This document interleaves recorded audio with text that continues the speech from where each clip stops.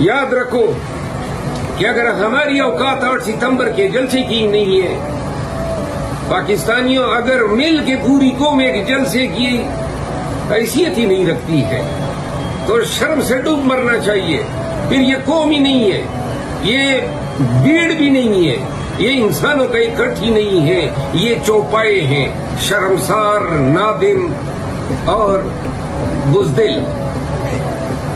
تو لہذا جس خدا نے ہمیں تخلیق کیا اور جن کے ہاتھوں میں ہماری جان ہے، 100 سال جینے سے بہتر ہے کہ ایک دن جیا جائے تاکہ تاریخ یاد تو کرے.